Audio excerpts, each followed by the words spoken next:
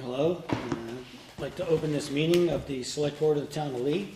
It is November 19th at 7 p.m. Before we get started into our regular order of business, I would just like to say that pursuant to Mass General Law, Chapter 30A, Section 20, I'm hereby informing all attendees that a video and audio recording is being made of this meeting. If you'd prefer not to be videoed or audioed, this would be the time not to be here anymore. So we're going forward. Anyway, our first order of business is to review and approve the open session minutes of November 5th, 2024. What's your pleasure? Mr. Chair, I make a motion that we approve the open session minutes for November 5th as written. Okay. I will second I have a that. second. All right, so no proposals to change, so I would ask for all those in favor say aye. Aye. Aye, so that's unanimous. All right, our second order of business is public comment. Do we have any public comment? Yes. Ms. Hall, would you come up and just announce yourself and give us your comments? Hello, I'm Kathy Hall, the Youth Commission. 4 exciting events occurring in December. The first, the Lee Youth Commission is working with Neighborhood Ninjas to organize a fundraiser to build an obstacle course playground in Lee. Come meet and talk with Alex Katz from Neighborhood Ninjas about this obstacle course playground. And it's going to be held, this meet is at the Chamber of Commerce Mixer at the Lennox Room Sports Pub on Tuesday, December 3rd from 5 to 7 p.m. Second, Lee's second Saturday gym night, December 14th, 5:30 to 7 p.m., Crossway Tower Gym, will offer mat ball and spud. Mat ball is a variation of kickball where players kick a rubber ball and run around oversized bases to score points with the goal of reaching home plate without being tagged out. Spud is a tag-based game where one player throws the ball in the air and calls out another player's name, who must then catch the ball and try to tag others while they try to avoid being tagged. These activities are free for ages 6 to 12. As always, registration is required at bit.ly/Lee Gym Nights. Third, now it's time to get your jammies on and head to the Lee Library for a very special winter holiday pajama story time. The Lee Youth Commission will present Holiday Story Pajama Night at the Lee Library on Monday, December 16th from 4:30 to 6 p.m.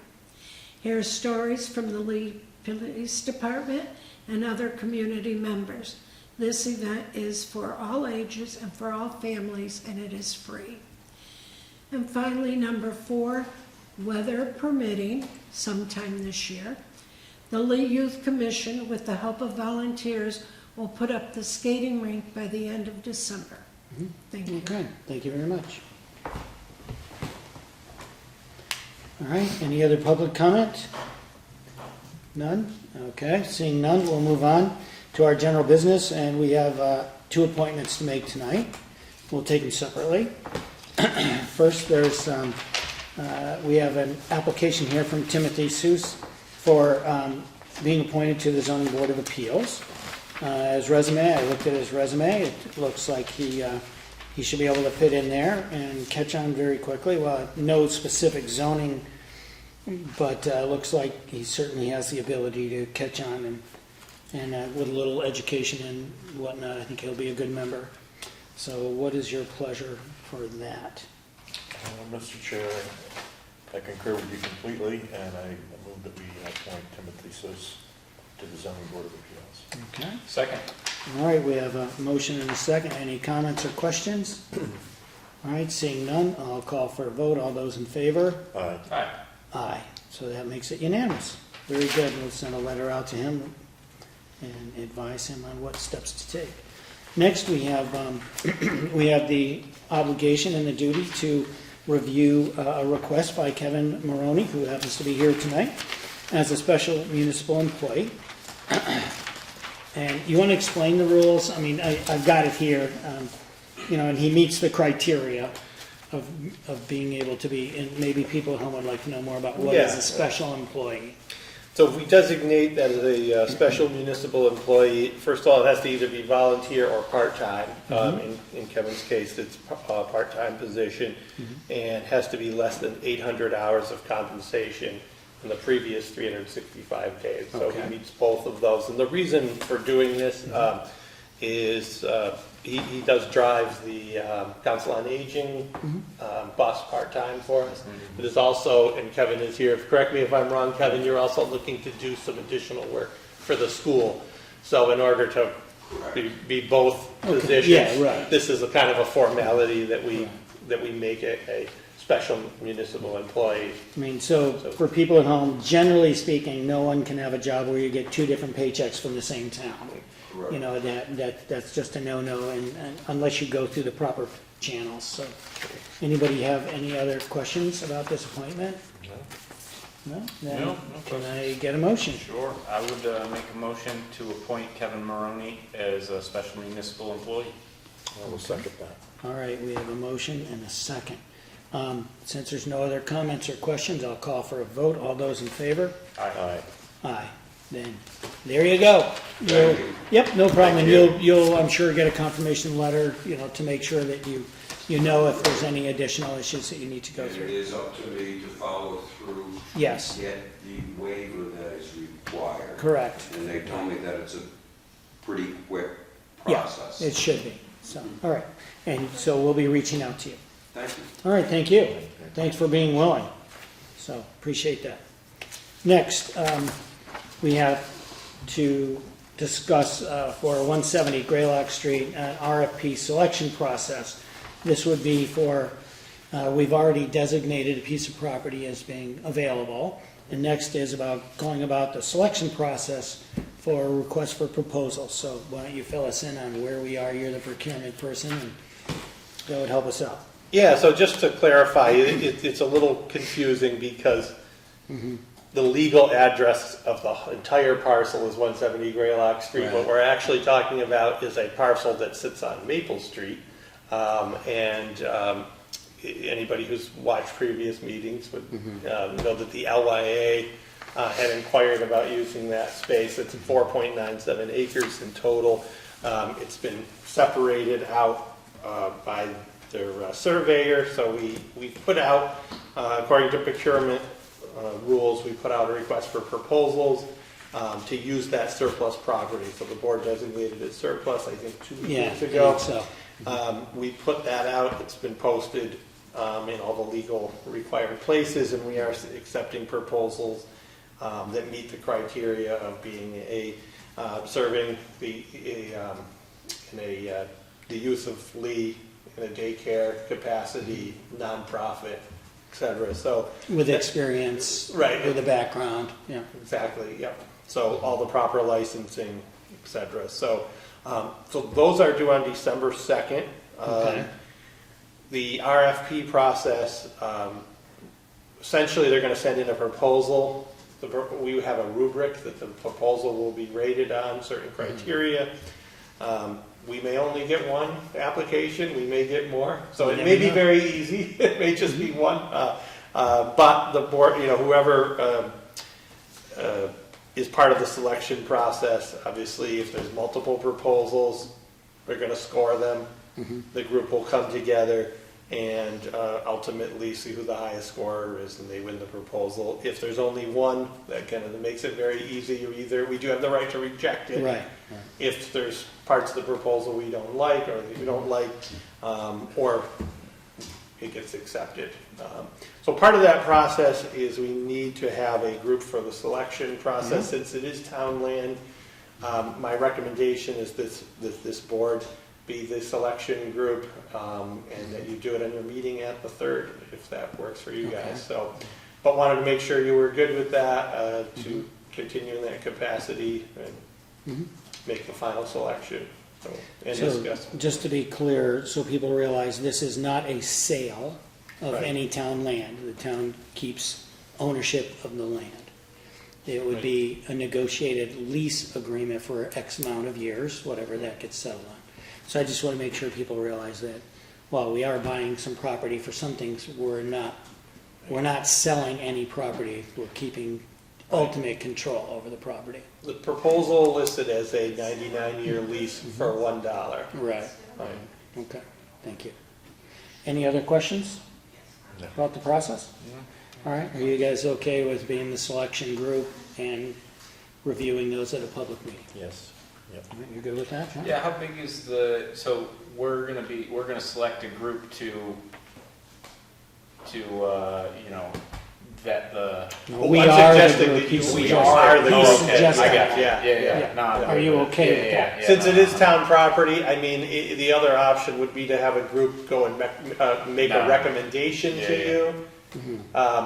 It's our I ultimate think, decision. yeah, so I think the simplest way will be for this group to do that, and you can, hopefully have proposals, a little bit of time to look at them and rate them, and Well, I would suggest if we get more than 10 or 15, You could delay then we the- should have a subgroup before we are, So- that would be my suggestion. So let's see what kind of response we get. well, my plan at this point will be to have the final information from the board on the 3rd. Okay, At this point, we won't be looking to appoint any other yeah, right. groups, but Gotcha. Sure. if the board decides you want to do that, on the 3rd, Sure. you can. Very good. And it doesn't mean we have to vote on anything either, we can just look at it. Correct, yeah. And then put it off for a different meeting to go into more detail if we have to. Yep. And I assume there's always room for negotiation on any of these kind of things. Yeah, because you have the right to reject any proposal, Right. so. Okay, very good. All right, thank you for that. So our last agenda item for us is on a recommendation from our attorney on a suit that's been filed against GE and Monsanto. He is recommending that we send out with our census forms a couple of questions for the people of town concerning how a PCB dump in Lee may in fact impact them financially or a couple other ways. So we have a couple questions here.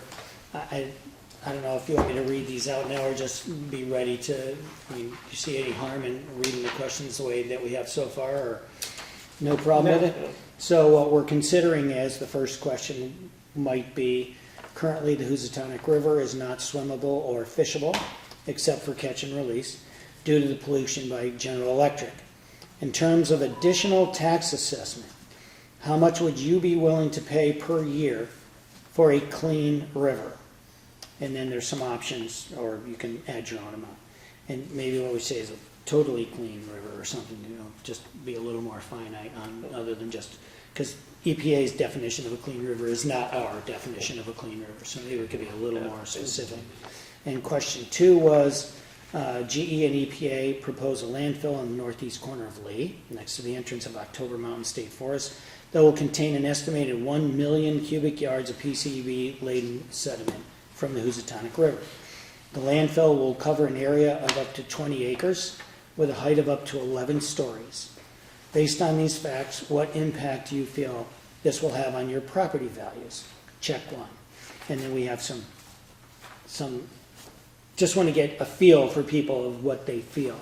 And there may be 1 or 2 other questions. We want to keep this short, sweet, and to the point of information that's needed by our attorney. So know that you'll be getting something with your census, and we'd appreciate it if you'd fill it out and send it back with your census form. Does that make sense? Yep, well said. Okay. Anything else, Sean? Comments about that? All right.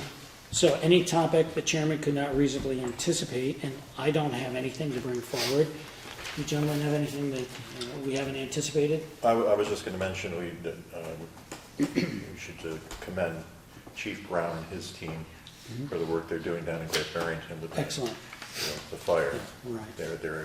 They're key players in that effort. That's true. Also, it's not on the agenda, but I will let people know that we are, the subcommittees for for the public safety building. The full committee met tonight and just reviewed some potential adjustments, minor adjustments, electrical adjustments, that kind of thing for within the building. There were 2 charrettes done, which if you don't know what that is, it's when the architect and all the engineers get together with the users, potential users. Police were done, and we mentioned that at our last meeting. And fire was done last week, a week ago from today. I attended most of the day of that. Very informative, and it went very well. And at the meeting tonight with the subcommittee, the recommending committee or the review committee, we were informed that really none of the information sent us into a bigger building or any major changes or anything. We're pretty much online with the size of the building and the layout inside with some very minor changes. So that looks like it's heading in the right direction. We have the people are on site doing the land survey, which will let our early demo package go out. And so right now we're still on the charted course. So we have no big delays or anything yet, or no surprises that have come up. So just wanted that to be out there. And it only happened today, so I couldn't have put it on the agenda from 2 days ago. So anyway, so we'll turn this over now to the town administrator report on municipal aggregation. Finally, Yes. we have an answer to go forward. So Well, I this have- is good. I have some good news to share. Yep. Finally, yeah. So as you guys all recall, I believe it was back. It was so long ago, I can't even remember. It was 2 town meetings ago. Three Yeah. years ago. Yeah. The town unanimously voted to do municipal aggregation of our electric. The Department of Public Utilities has finally given us approval. Just to mention, the town had everything ready within a Yes. month of the vote on town meeting. The state took 18 months. So, but we finally have approval, and that's not unusual. That's about their track record, is a year and a half to get back to town. So we're not outliers there. But the good news is it is approved, and so what will happen at this point, we're already going out for initial pricing from electric suppliers. That started today, actually.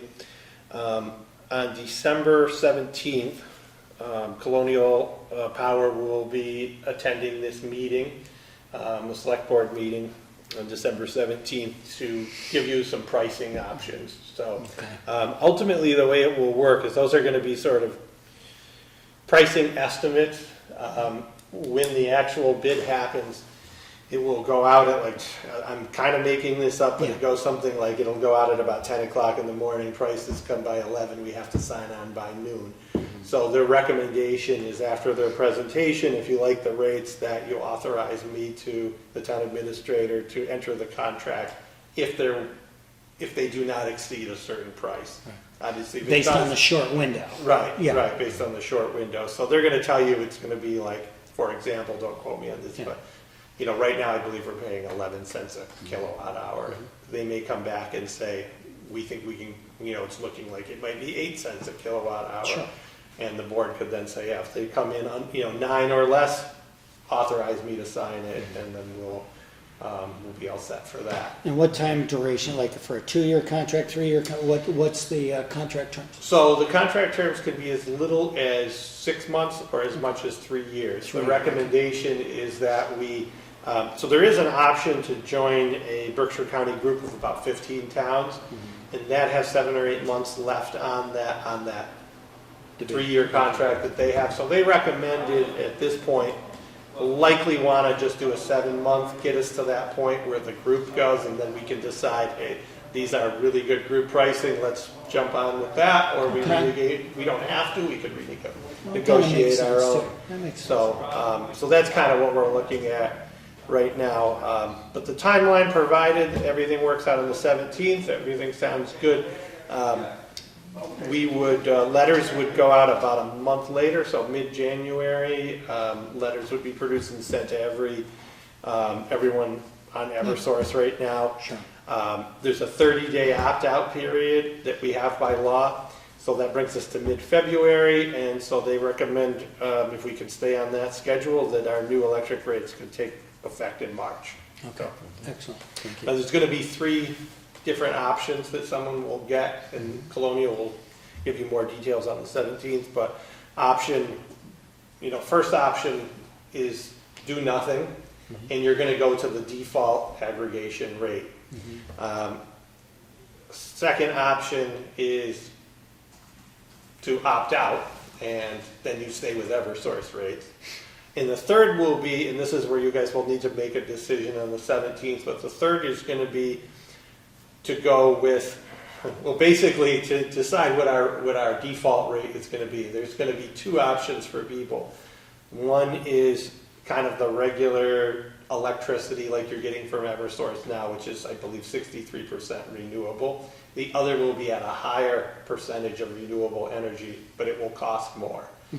So the recommendation is that everyone defaults to the regular rate, and then they're given an option to sign on to a higher renewable, more expensive electricity rate. You could, as a board, reverse that, though, and make everyone default to the higher renewable rate, and then they have to actually opt into the other one, and then they have to do paperwork for it. But I think, again, my recommendation from talking to them is that, and what most towns would do, is default everyone to the regular 63% renewable, which is still a good percentage rate, and then give people the option, if they want to pay more money and use more renewables, they have to fill out some paperwork to do it. Otherwise, again, if you do nothing, you get the letter, you do nothing, we switch you over automatically. Well, it seems like, since we're going for lower rates, that to opt in at the lower rate makes sense, and if someone wants to be more supportive of some solar, wind, whatever, and they want to pay a little more for that, to support that feature, then that would be up to them, I would think. But let's wait and hear what, a really good explanation of it, and make sure that we're understanding it right, and then we can go from there. So that sounds good. Okay. Anything else, sir? That should do it. So. Okay. All right. Well, if there's nothing else on the agenda, and our next regular meeting will be right here in the courtroom. Regular meeting on December 3rd, 2024 at 7 p.m. And I would accept a motion to adjourn. So moved. Second. All right. And all those in favor? Aye. And I will say aye, and it's unanimous. Thank you very much. We're adjourned.